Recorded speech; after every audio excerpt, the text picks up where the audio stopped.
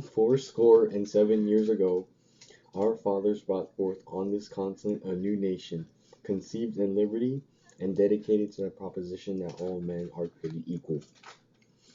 Now we are engaged in the great civil war, testing whether that nation, or any nation, so conceived and so dedicated can long endure.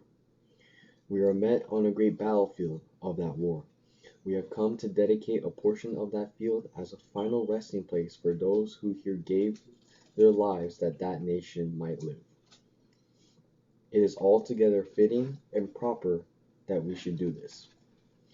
But in a larger sense, we cannot dedicate, we cannot consecrate, we cannot hallow this ground.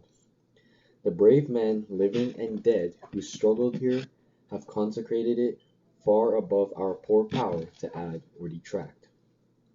The world will little note nor long remember what we say here, but it can never forget what they did here.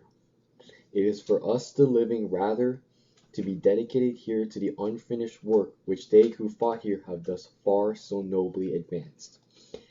It is rather for us to be here dedicated to the great task remaining before us, that from these honored dead we take increased devotion to that cause for which they here gave the last full measure of devotion, that we here highly resolve that these dead shall not have died in vain, that this nation, under God, shall have a new birth of freedom, and that government of the people, by the people, for the people, shall not perish from the earth.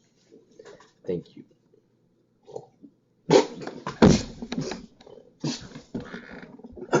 I'm not kidding. I